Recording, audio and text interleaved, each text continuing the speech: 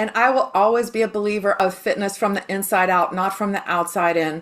If we start looking at our bodies as the problem, and I need to fix this part of my body and this part of my body, my hair and my wrinkles or this or that, I just think that's so backwards. If we look within and go, how do I feel? What are the beliefs I have about my health and fitness? And my worth and my empowerment as a woman to step into this area and be my fittest self to live my best life, that impacts everything. So you don't have to then focus on eye wrinkles today and then cellulite tomorrow. You can't stop it. You only have a daily practice that either supports your health and fitness and best life, or it doesn't support your health and fitness and best life. You're already in it. So my saying in my book is no more day one. And people have really liked that over the years. So when I had the studio, we just kept going. Everything was normal. There was no new challenge. There was nothing like that. I'm like, you guys are already doing it. You don't need to do anything new. Welcome to the Health Fix podcast, where health junkies get their weekly fix of tips, tools, and techniques to have limitless energy, sharp minds, and fit physiques for life. Hey, health junkies. On this episode of the Health Fix podcast, I'm interviewing Sue Markovitch. She's a personalized trainer for women over 40. She's an expert in trauma-informed fitness and the author of I Know What to Do, I Just Don't Do It, and Up is Mandatory. She's renowned for applying spiritual practices to health and fitness and creating safe spaces for women to recover self-worth and achieve sustainable health. I absolutely enjoyed my conversation with Sue. She really has the ins and outs of what keeps us from getting results with health, fitness, weight loss, dare I say, those kind of things.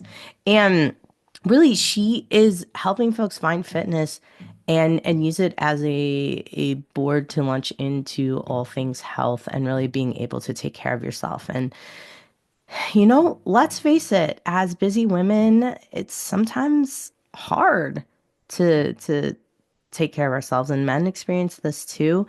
And especially when you're juggling business, life, work, whatever it may be, whether you have your own business or whether you are juggling your career, kids, and maybe you're in the sandwich area where you're also taking care of your parents too. Lots of stuff on our plates these days, but nevertheless, Sue is talking about how you can really use fitness to fuel your health journey. All right, let's introduce you to Sue Markovitch. Sue Markovitch, welcome to the Health Fix podcast. Thank you for having me.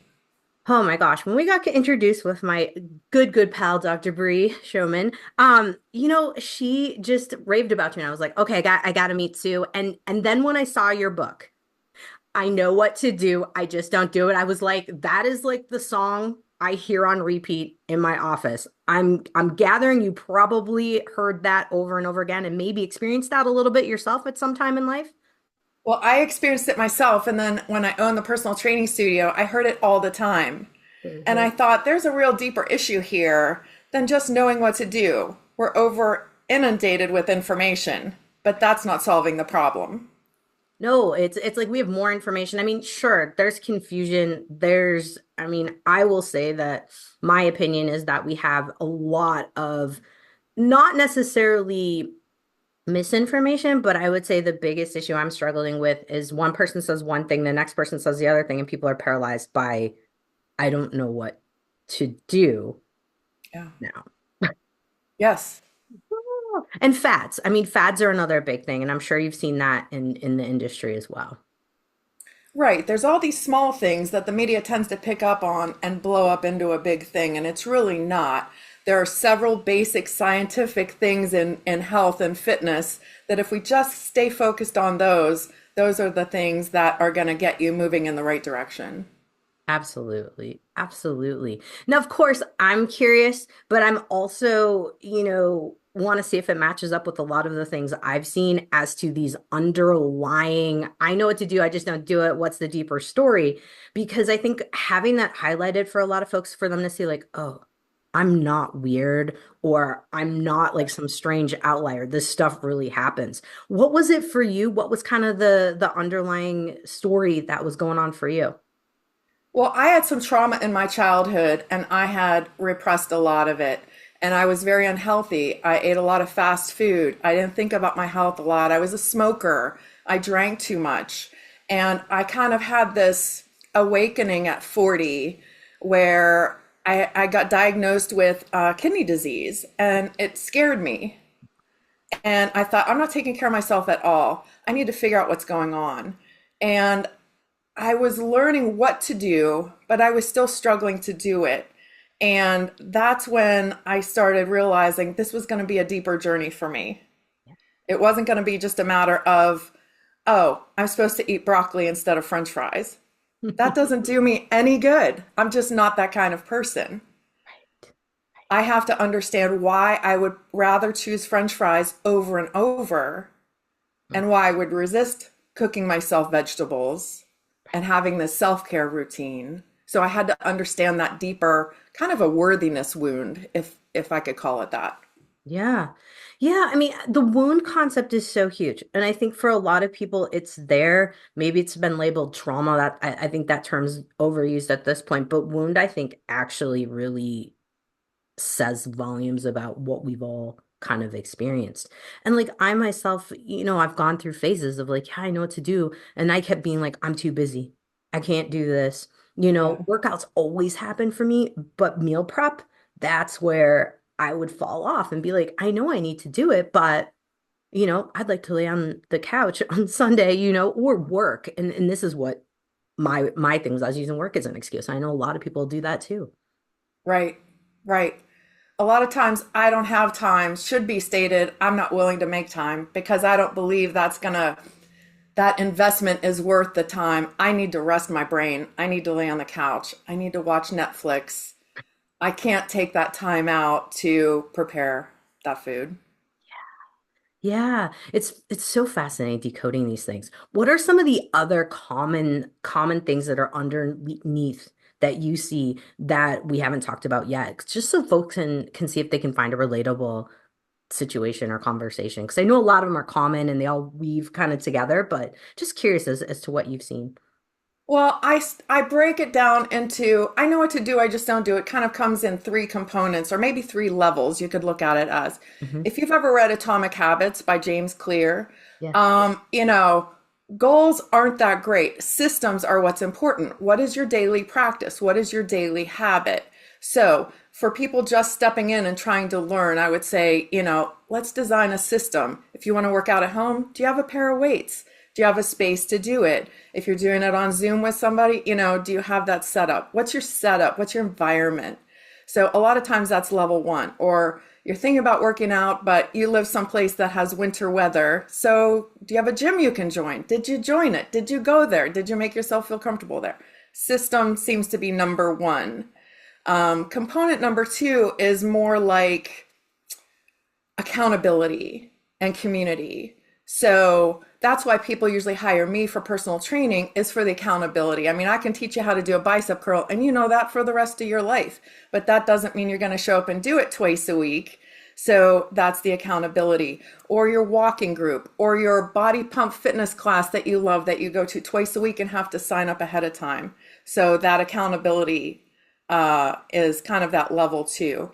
And then some people, even if they have one and two in place and they're still struggling and suffering and having health issues, I tell them, you're going to have to go deeper. You're going to have to find out what the false beliefs are that are rooted down in your mind, body, and spirit that are making this hard for you to do what you're asking of yourself. And that's hard for some of us who have this, it might be this worthiness wound, like I called it, or some other type of wound, or trauma, or things like that. So in that case, 12 steps, recovery, some kind of spiritual practice, therapy, Yeah. what do you need? Do you need to heal? Right. Maybe you need to heal something before you can even think about levels one and two. Yeah. Yeah. I think that's incredibly important to recognize because I think a lot of us will beat ourselves up. Like, man, I keep trying to do this. I tried again, right? I tried to get to the gym again this month and then it just didn't work. Or I tried to eat healthier. I tried to meal prep again and I just couldn't do it. And I look at it even with myself, right? And my biggest thing, I've been on a journey of healing my work wounds, right?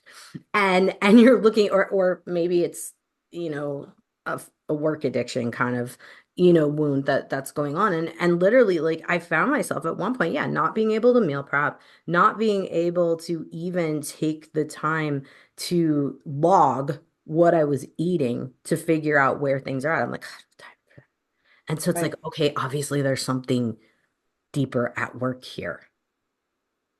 Right. I teach a seminar, and a lot of times I'll put a small box, a medium-sized box, and then a big arrow on the floor, and I do it with duct tape. And I'll have a participant stand in the small box. I said, "This is stuck. Describe it to me." And you just kind of describe some of your stuck. I said, "All right, I'm going to ask you to take a big step out. Now step into that bigger box. This box is change." Now, when you step out to change, what happens? You get bombarded with a tsunami of fears, excuses, lies, a whole bunch of stuff. Like there's this narrative that happens in your mind. So I often talk about trying to quit smoking. And I would step out into that change box. All right, I smoked two, one in each hand all weekend. And now it's Monday morning. I crush the pack. I throw it away. Big ceremony. I'm going to quit smoking. And by 10 o'clock in the morning, my mind is unhinged with well, nothing's ever going to, coffee doesn't taste the same, you're never going to be able to have a beer again, how are you going to deal with your stress? And smoking has always been there, and you feel anyway, why bother? And there's this whole narrative that comes very quickly. I believe if we can identify that narrative as predictable, oh, I know what's coming when I step out into change. All these things are going to come up for me. I'm too busy. I don't have time to meal prep. I am tired. I have to work. Whatever those things are, identify your narrative, and then you kind of have a sword and shield against them, and you can stand strong and go, oh, I know this one. This isn't true, but it's powerful. So I have to be more powerful than the narrative so I can stand against it, stay in that change box instead of jumping back to stuck, AKA comfort zone, because I want to go where the arrow is, which is forward, right? Right. Right. So having someone actually stand in those boxes and go through that and identify their narrative or their tsunami that's trying to knock them down can be very helpful. So what I would recommend to your listeners is, what are you hearing when you try to make a change? Write it down. And then ask yourself, is this really true? Or is this just something I've been believing for a long time and it's keeping me stuck? So powerful. I love the duct tape idea. I'm like, oh, I could do that and work on that. It's like really put everybody through that. It's it's Yeah. it's a good like visual, but also like embodied experiments because you're in that box. Now, curious, did you learn that from somewhere? Did you come up with that? Like I how just kind of came up with that. Again, I was very lucky to have this personal training studio for women over 40. They taught me everything. When I first started personal training, I was a typical personal trainer, taking measurements and, weigh-ins and all that stuff. But very quickly I was learning that's not the issue. We have deeper issues. And so uh, I just immersed in learning about this change process and why it's so hard for some people. And also, I understood because it was hard for me. Quitting smoking wasn't easy for me. Losing the weight I had on wasn't easy for me. Those were struggles. So I relate to the people that struggle. And so yeah, no, I don't remember exactly how I came up with that, but it worked really well. Well, I think it brings up something very important. You know, when we decide we want to be a personal trainer, right? A lot of people, you go to any old gym, you think any box gym, right? And they Yeah, have a lot of younger folks who are personal trainers. Sometimes you have older folks, but the typical is someone younger. You don't tend to see the older folks as much. Um, and what you're seeing is folks that have just really had a love for fitness and they want to share it with others, but they don't necessarily understand the mind benders, let's put it that way, that we have. And right.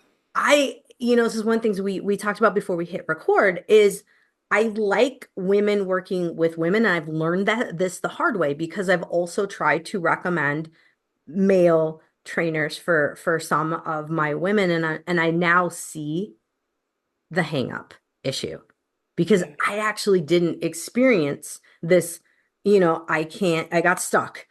And and not meal prepping and not doing the things that I used to always do on autopilot because I liked it. It was just like part of me. And then when I became stuck, I was like, I don't think any of the guy trainers I'm working with are going to understand what, especially perimenopause fluctuations in hormones that can add another layer to this. Now, did you notice as like did you have hormonal shifts going on when you were starting to work on getting healthy, or was this not quite yet since you were just turning 40 with the kidney disease diagnosis, or what? How did it play out? Well, it's interesting. I actually went through menopause at 40 naturally, so very young. Wow. And I was just getting into my fitness journey as well. So it's hard to tell what had an impact on me the most. But yeah, as I was learning to strength train, I was also going through menopause. As I was building up my metabolism by exercising, my BMR was probably dropping because of a drop in hormones. So there was a lot going on there. And there's always a lot going on with women because of that. And most people don't understand even the basic, like the basal metabolic rate, I think is one of the most important numbers that we have in fitness. And, people are more interested in their body weight or something like that. The base metabolic rate is the amount of calories you burn, it's your engine. So sometimes I think I went from an 8-cylinder car to a 4-cylinder car very quickly by going through menopause so young. I just didn't burn as much fuel, right? So I had to do some things to change that. I love that analogy of going from the 8-cylinder to the 4-cylinder car, because this is what we see. Things slow down, right? And then where a lot of people, if they haven't been fit, or it's a long time, say they did athletics in high school, and then they were a former athlete, now they're coming back to it. I do find that a lot of women get really frustrated on the metabolism thing. And it's so fascinating to me, to think about metabolic rate versus like all the other weight measurements, the arm measurements, the waist measurements. Sometimes having that win of knowing that your mitochondria are working better, game changer. And we don't think about that. We're all about like, I'm not losing weight, so it's not working. And you can create new mitochondria with fitness. Right. What a great thing. That's at the cellular level. Your little energy production factories, you can make more of them if there's more demand for it. Oh, I think that's one of the greatest things in fitness science. Yes. And we don't really talk about that often. And that is something I would say I cringe on, because we're all about the weight loss. We're all about those things and how the body looks. But I'm like, wait, if my body is a better machine, I'm more resilient to all kinds of things. This is Correct. this is huge. So yes, I love thinking about that. Now, one of the other things that we had kind of chatted about before we hit record was really the strength training component of things, and how, not only are we getting more mitochondria, we also have some, empowerment and feeling good with being strong kind of things, like the mind benefits there. Let's talk a little bit about how you've seen yourself, how you've seen your clients really transform once they understood where they were stuck, where they were headed, and how things feel once you start building muscle. You feel strong, you're doing things. Well, I think there's a couple things that are going on there. One, when you shift from I know what to do, I just don't do it, to I know what to do and now I'm doing it, there's a huge empowerment. Like it lights up your mind. Hmm. It just lights up who you are. You become this empowered woman and you get to go to your doctor for a visit. And when they ask you a question, you say, oh, I'm strength training now twice a week. It's just a great empowerment place to come from, right? It's very exciting to do that. There's also that, those moments in the gym where you conquer something you didn't think you could do. That changes you. Where you show up where you didn't feel like, that changes you. It starts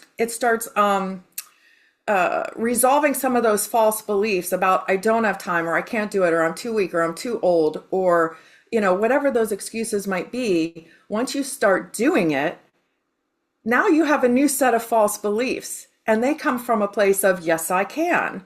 And that's a different way of approaching life and health and fitness, and all of that. And a lot of my clients I have a lot of clients 55 and older, Hmm. and they want to work on posture. Mm. balance, and things that they have started to lose. So to have that, when you feel like you're starting to lose something as you're getting older, and you find out that you can actually make improvements in that and get it back, it's very empowering. You just have to own it. Go, this is up to me. If I do the work, I will get stronger. If I do the work properly, I can fix my posture. I can improve my balance. It gets very exciting. That's another like an underutilized, or how do we say it? Not utilized, underexpressed benefit of fitness is really talking about the posture, so less pain. But agility and balance is something that I talk about a lot because this is preventing falls. And being able to go hiking and feel confident and jumping over creeks and balancing on rocks going through a creek. These are things that I think a lot of women also overlook in the I want to lose weight blinders, if you will. Yes. uh, how And if you cool. Go ahead. if you go to a box gym and you get a 25-year-old guy as a trainer, he might be really good, but he's probably not going to know to focus more on balance, or that you might, if you do any kind of jumps, even if you can do it, you might pee your pants and you're embarrassed to say, or any of those things. So that's where you have to, watch what you're choosing in fitness, because you don't want to do something that adds to the false belief that fitness doesn't work for me. Right. Right.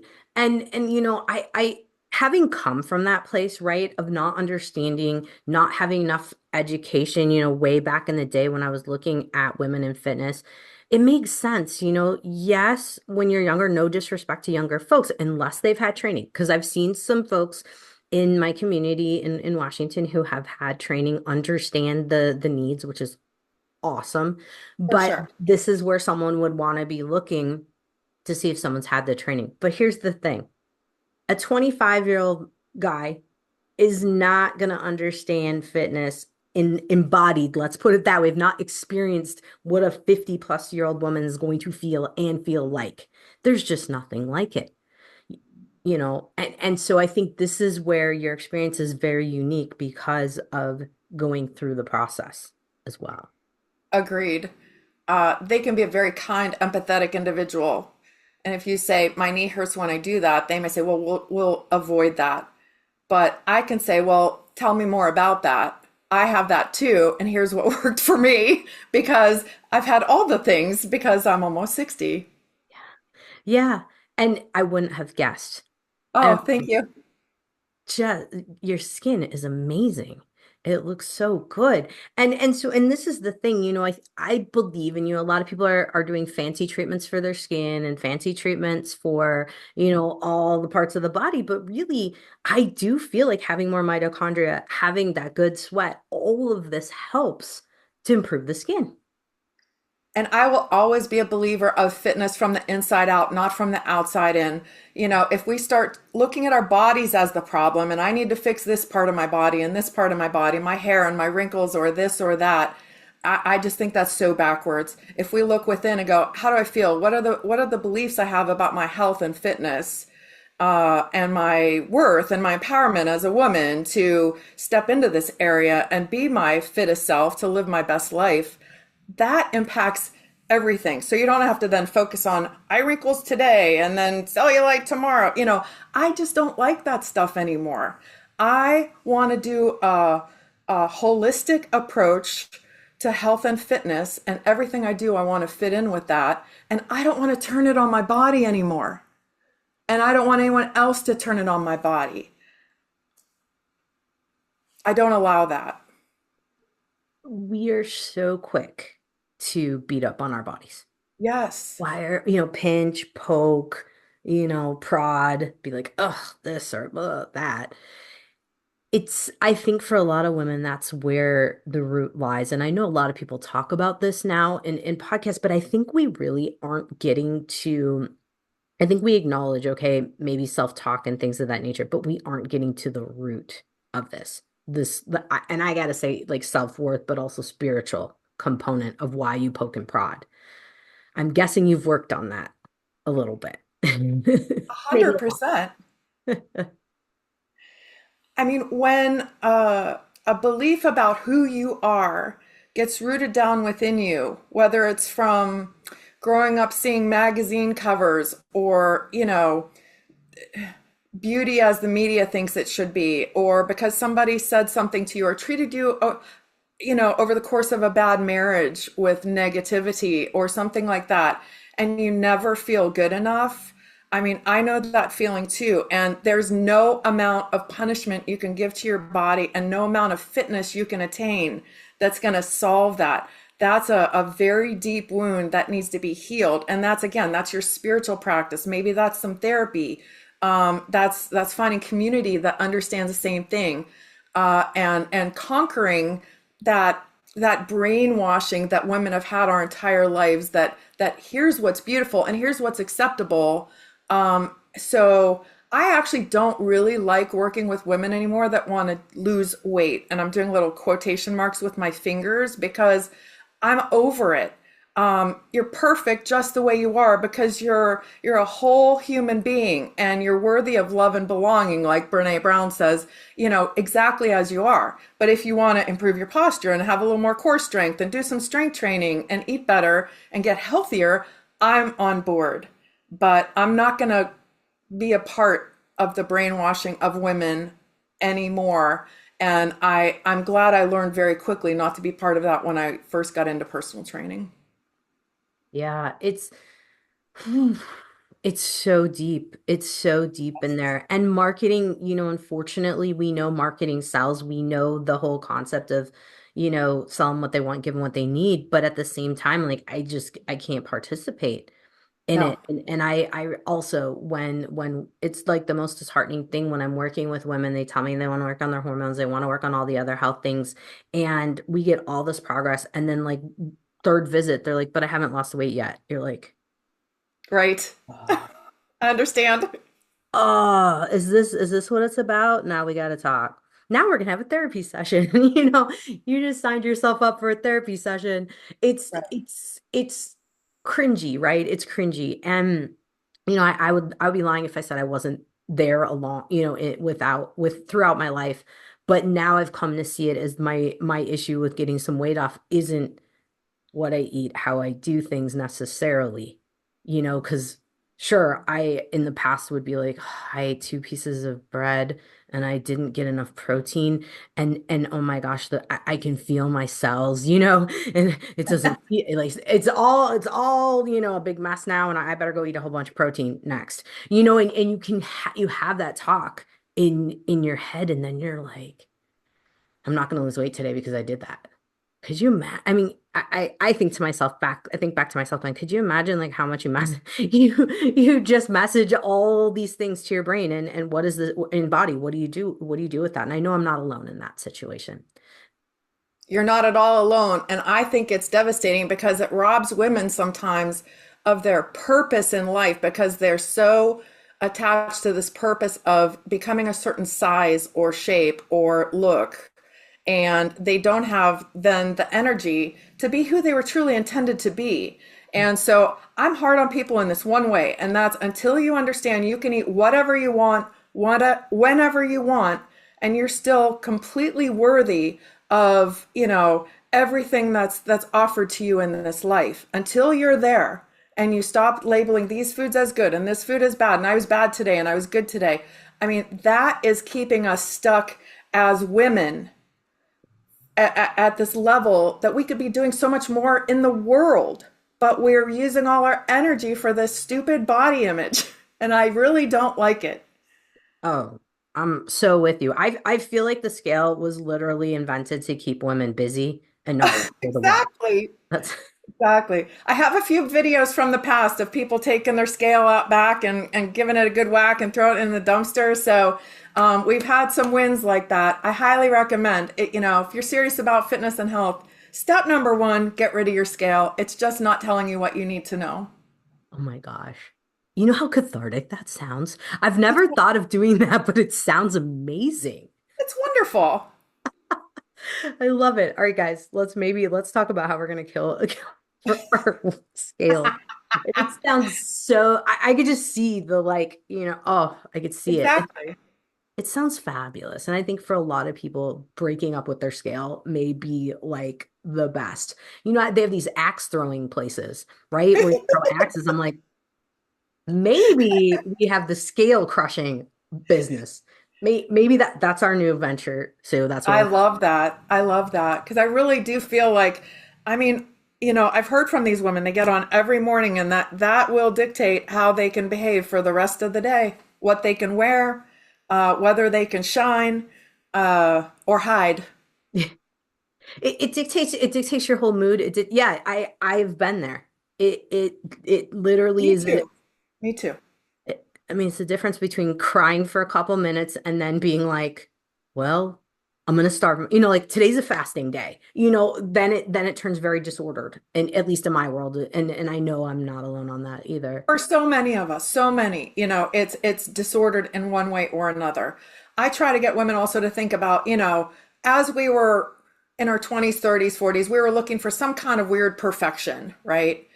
And then came along progress over perfection, which I understand, but I don't love because that's still failure if you're not making progress. Yeah. So, to go back to James Clear and systems, daily practice is really what's important. And if you can wake up and go, my daily practice is going to be self care, and today that's going to include strength training and maybe food prep, and tomorrow it'll be a walk, and the next day it'll be meditation. It could always look different, but it's a daily practice and a much more present practice than when we, start getting, oh, I'm going to run a marathon and lose 20 pounds. And, I got my 6 months planned out in my spreadsheet and I'm going to weigh in and I'm going to track it all and write down my food. Like, yuck. I don't ever want to do that again. Me either. I mean, it sounds awful. And I think most people, that's why we get into marathons in the first place. Does anyone really like running marathon? I mean, there are some patients and clients of mine that I know love running, but like, other than a certain very small percentage of people that love running, I'm pretty sure most people, I mean, having run a few marathons myself, watching people at like mile 19, you're like, I can tell exactly who does this for fun and who is like, I didn't lose those 10 pounds and I'm really pissed that I'm having to finish this thing right. Exactly. I've done them too. And it's actually the worst weight loss plan you could possibly imagine because you need to fuel your body a lot to train for and run a marathon. Yeah. If you're not doing it for the mental, the fun of it, I would stay far away from that. But point being, runners do it too. Well, as long as I beat my PR from last time, my personal record, as long as I'm getting faster, everything's okay. And that's just another lie of fitness. We don't have to be progressing. I definitely reached a peak of certain things in my fitness, and I'm coming down the other side of this beautiful mountain. I'm going to turn 60 in February, and I'm going to be present with my 60-year-old self and body and not expect some superhuman strength to be progressing beyond what I could do when I was 40. That's stressful. That's bringing your central nervous system into it. If your workouts are causing fight or flight, now you're really in trouble, hormonally and otherwise. This is such a great topic that you're bringing up because I've had many clients in my practice where they're going to kind of like the fitnesses that they're gyms that are not quite CrossFit, but you are like stronger. Like it's the idea is stronger. I think it's a term that's been used quite a bit, Yeah. but they're like harder workouts where like I've done them just to see, to understand. And I'm wiped out for 3 days after that. And I'm like, and I'm 47, or I'm not 47 yet, but I'm gonna be 47. And I'm looking at it going like, okay, this is quite intense and it's cool if you can do it. Great, you finished it. But if it's taking you out for 3 days after where you hurt so bad, you're non-functional, is it worth it to say that you could do that workout? Right. And that goes to some of the disordered, there's disordered eating, but there's also disordered exercise. Yeah. We can go too far, and I've done that, to try to prove something, to try to earn my worth, Hmm. as long as I can get this run done faster, I'll be worth something today. It's kind of what the scale does. Oh, Anytime we see ourselves doing something like that, I think we really have to stop, look within, find out what's driving this, maybe identify or allow a wound to come to light, do some work on that, grab that friend you can walk and talk and figure it out, or get in your meditation or whatever that spiritual practice is. And we don't want to be in fight or flight from fitness. Oh, no, I see it. I watched a Instagram reel, I think it was yesterday or the day before, and it was a gal probably in her 70s, maybe 80s, dancing around. And she had the biggest smile on her face. And I'm like, you know what? If you can smile through your workout and you're having fun, and yes, you might get sore because that does happen, but you're not wiped out for, days on end. I'm kind of looking at it going, okay, joy is good for the nervous system. Yes. So, Yes. and I think for a lot of people, they think they have to suffer to get a good workout. I still have people say to me, no pain, no gain, or whatever that stupid saying was. I'm like, no, no, no, we don't, that's not our motto here. We're going to have some fun. Yes. In So fact, we let's can stop and chat. want to take a break for a second? Yeah. Exactly. Yeah. It's oh my goodness, it's so funny how we've been really conditioned in that, sense of like, yeah, no pain, no gain, push, I mean, I'm thinking of all the sayings that I saw like painted on the sides of the gyms from high school all the way up, For you know, sure. like oh, you know, Everything from new year, new you, progress over perfection, no pain, no gain. Uh, None of that's true. And we were talking about that before I hit record, and this is timely with this podcast because it's going to be coming out in the beginning of the year. Right now, a lot of people are thinking about like, okay, it's the new year, new you. For me, it's like I Yeah. get, cringe. You were saying like, let's start fitness right now, and you were saying you could do one thing. What did you? It was a plank. 30-second plank, and now you've done so. You started today. There is no day one. You're in your life, you're in your health, you're already in your fitness. You can't start it, There's and not.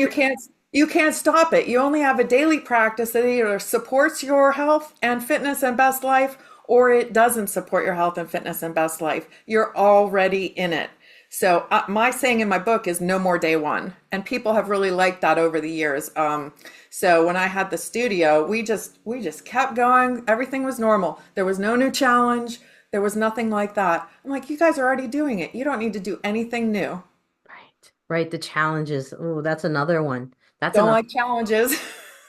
Like we're gonna do. It's the 100 days of 100 burpees challenge, and I'm just like, uh, Yep. The only one I would support is walking daily. And that's actually how my book starts. Is I gave myself a challenge to get through an Ohio winter from, I think it was November 1st through my birthday, which was February 28th, without getting the doom and glooms of an Ohio winter. And I said, I'm just going to see what doing a mile every day, whatever that mile looks like, and I'm going to write about it. And so I blogged about it at the time when I did it, and that's how the book starts. And it changed me because if you really have a why to put on your hat and gloves and go out and walk a mile or hop on a treadmill when you don't feel like it, it's amazing what you can get done. But it wasn't intended to be some sort of weight loss challenge or anything. It was intended to, I wanted to bring my excuses to light and understand why I felt so gloomy over the Ohio winters. And it's just because I didn't move as much, 100%. Now, especially outside. exactly, and getting the sunlight and all the things. Now, having lived in the Midwest the majority of my life and the rest of it in Washington State, we are spoiled. Yes, there's rain, but you can do a lot in the rain when you figure it out. And there's excuses that I've heard there about November in Washington, it pours rain.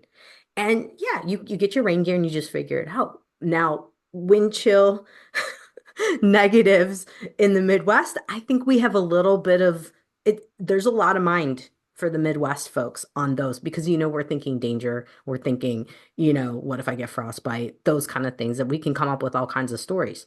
But at the same time, just every single day moving in one way or the other, even if you walk, I mean, I've been known to walk around my house and Sure. I drive my family nuts, but I will walk my house because, well, sometimes it is a little cold. But and I can see my excuses coming up, which I think is a fascinating tool. I like this challenge because I'm thinking about it like my excuses like I'm gonna get frostbite or this is gonna happen or that's gonna happen or I'm gonna slip and fall on my butt because there's ice. So this is good. I'm working through it in my head right now of all the things I've told myself about not getting out. Huh. It was really fun because I got to write about all those things that were coming up for me. Back then, I think I had like I don't know. I needed battery for whatever music I had. And if the battery was dead, oh, I can't go now. That kind of thing. Or I had to be somewhere later and I didn't have time for a shower. Now I know how to blow dry sweaty hair and go to whatever I have going on.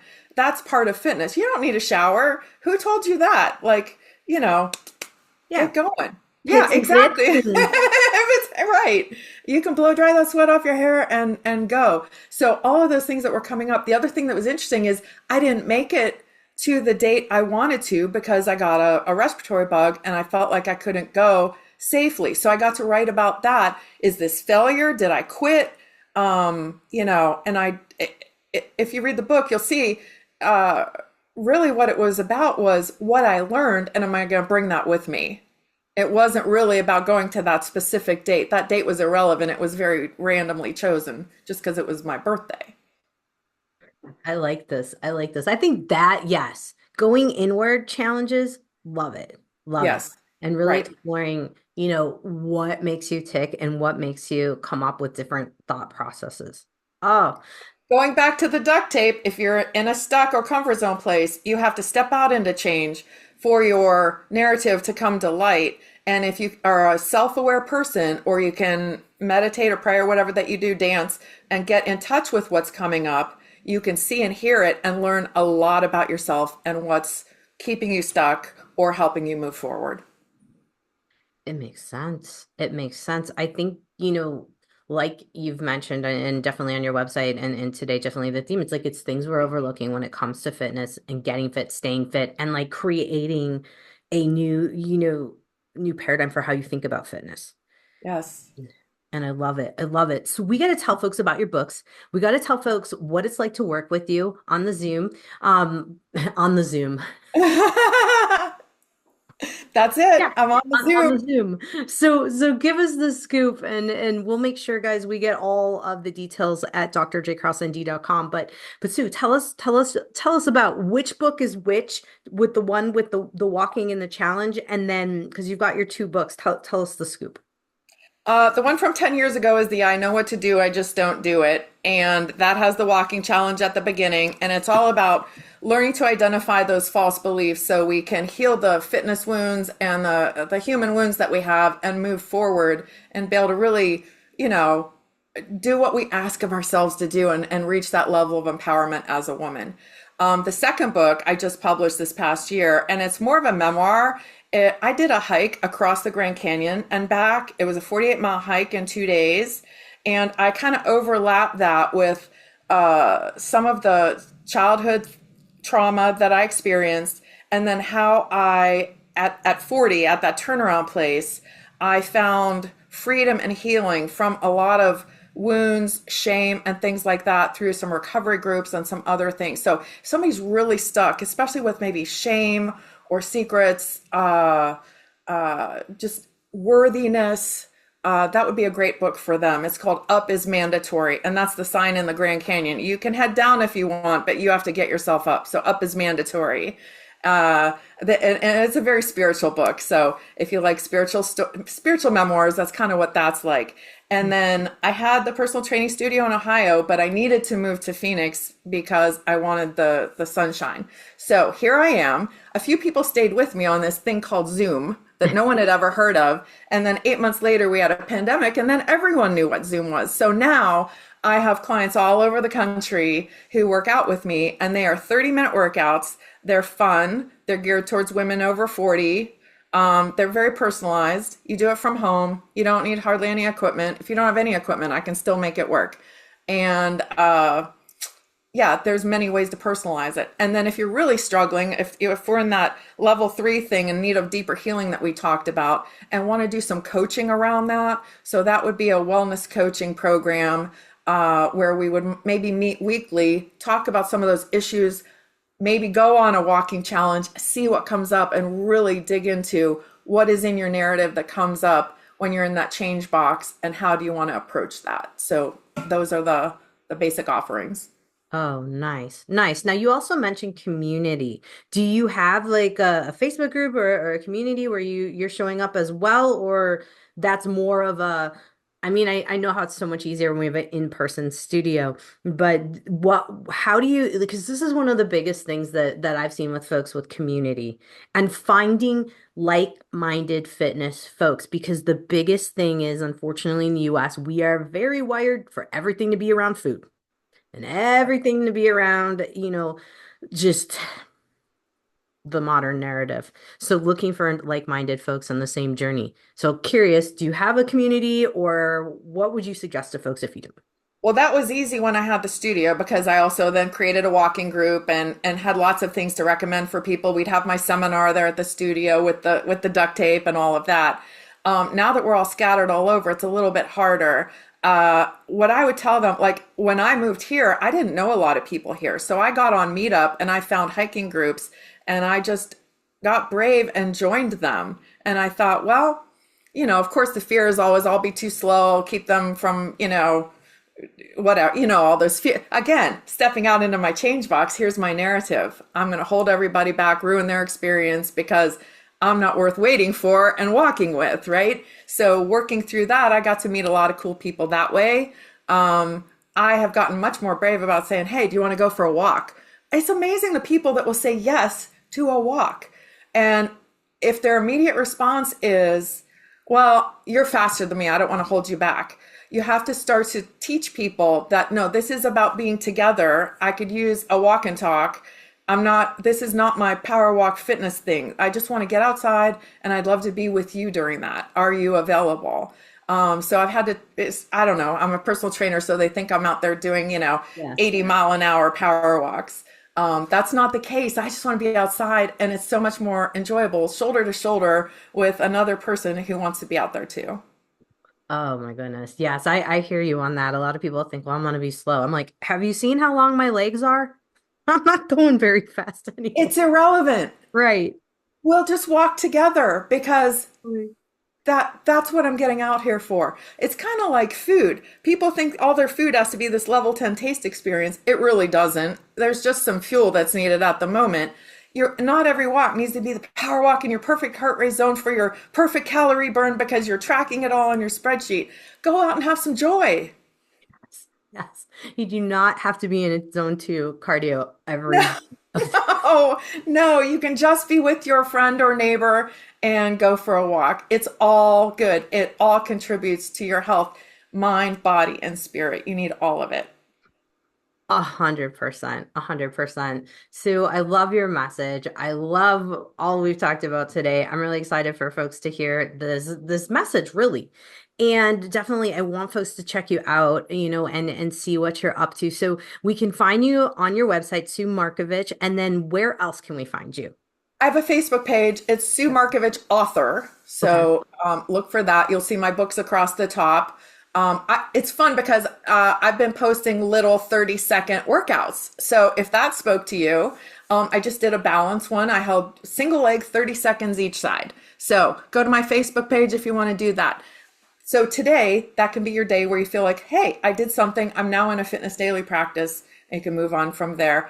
And that's really it. I'm not huge on social media. I just do the Facebook page. My website's out there and my books. But I'm always available to chat. So if people have questions, they can email me. It's trainersue@hotmail.com. Awesome. Awesome. I love that you still have a Hotmail account because I do too. So old. I've had it for so long. Like that is an attachment and I'm keeping it. It's even under my maiden name and I'm still keeping it. I'm keeping trainersue@hotmail.com. It's part of my identity now. I still remember getting it. It was like 2001. I got certified. I was going to do this at a corporate job. I was just starting to get healthy and I'm going to be Trainer Sue and see how that goes. And here we are. We are so many years later. Ah, Yeah. love it. Sue, thank you so much for coming on, sharing your story, sharing some inspiration here for folks, because I think this is what we need in terms of changing the paradigm of how we think about fitness. Agreed. I had a wonderful time. Thank you so much for having me. It's great to meet you. Same here. Hey, fellow health junkie, thanks for listening to the Health Fix podcast. If you enjoyed tuning in, please help support me to get the word out about the podcast. Subscribe, rate, and review, and just get that word out. Thanks again for listening.